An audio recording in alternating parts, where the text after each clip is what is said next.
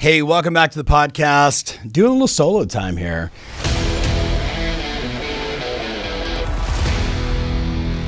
Been spending the last couple weeks getting prepped and ready for our summit. Super fired up for it.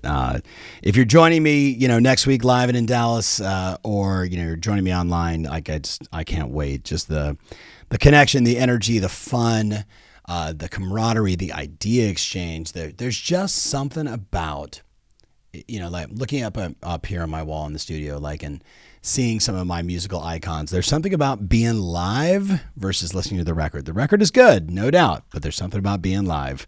Excited about it. Anyway, totally random. I got a couple questions here on Instagram. I'm going to throw them out to you really fast, and then I got to jump into my next meeting. So Kevin De Silva asked this question. He said, hey, Tom, the key to bringing the best out of your agents and your staff. So Kevin, that's a great question. For me, it's similar to what you and I had this conversation. I think it was I don't even know what day it is, but whenever we did this, I was like, hey man, Ian, you're Italian. When was the last time you were in Italy? Remember that conversation? And I was like, look, man, my job as a CEO is to help you get what you want. So what are your goals? Ian with 4 kids, a young baby, and travel is probably right, even the thought of it. But I'm like, but see, now I've got this in the back of my mind. My job, Kevin, as the CEO of the company, is to help Ian get what he wants, right? So we have this tendency sometimes that, leaders, we miss the mark. There's managing and then there's leadership. Managing is how much of what and by when, and are we getting it all done? And that's very important. But leadership is, I want to make the people around me through opportunity, through training, through, aspirational goals, through whatever opportunities to help them get more of what they want, right? That's the job of a leader. So I would say to you, the key is to then maybe sit down with every one of your teammates and find out what's truly important to them, and then make that your mission, right? Make that your mission. I think of a client and a friend of mine who passed recently, and I'm not going to say his name because it'll make me cry just thinking about it. Died way too young. When he and I were working together, he once said to me, how come my salespeople don't perform at the level? What do I have to do?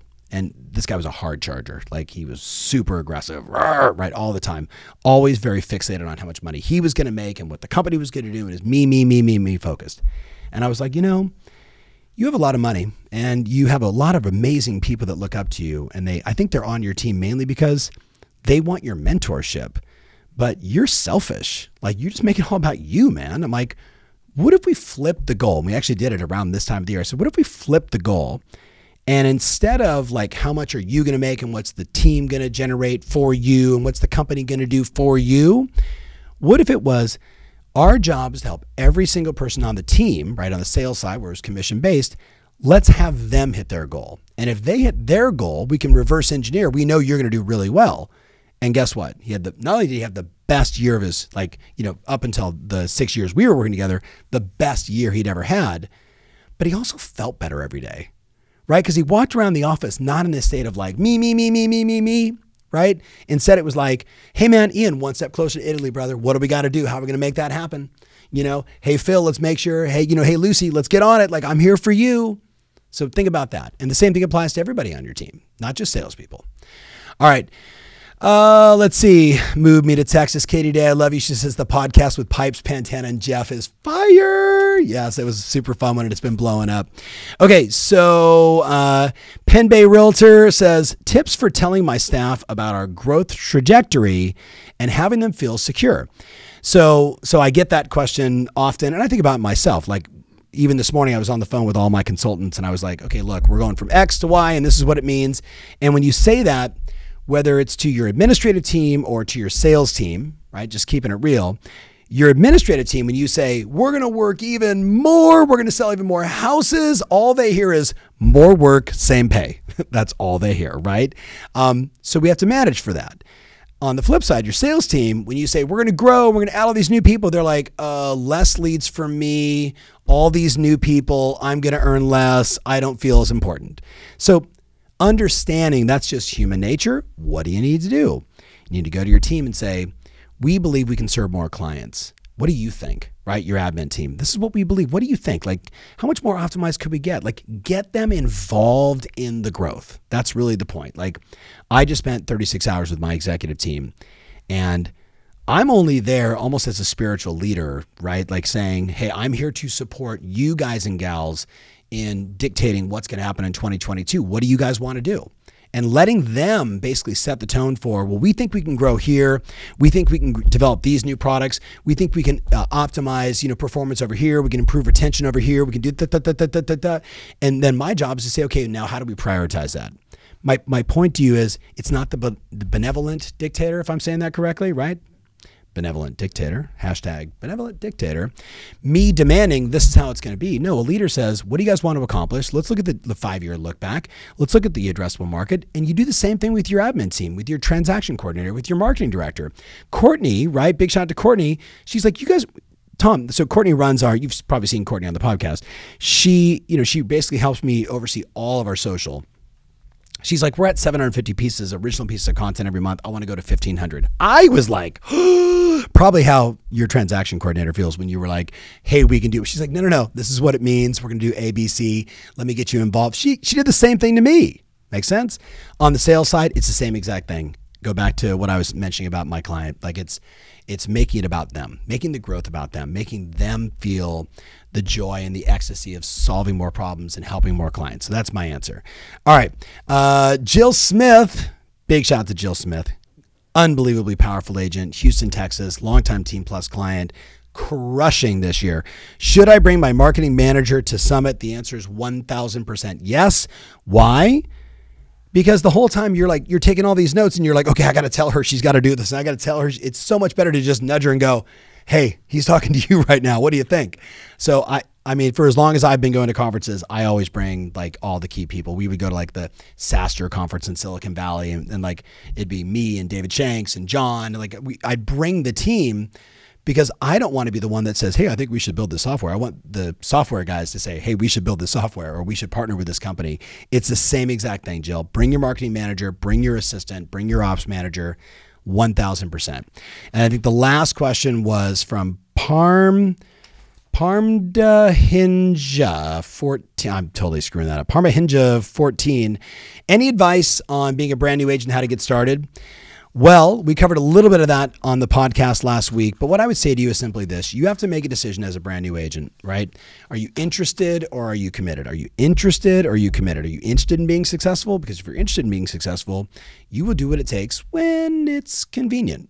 That's what interested people do. Interested people dabble. They're dabblers. Like, oh, I'm going to look at this and I'm going to try that. And they don't finish a lot of things. They don't really get into stuff. They don't like get into the weeds and say, like, I interviewed David Goggins, right? Do you know who David Goggins is? Like this like Navy SEAL guy. He's just total badass, right?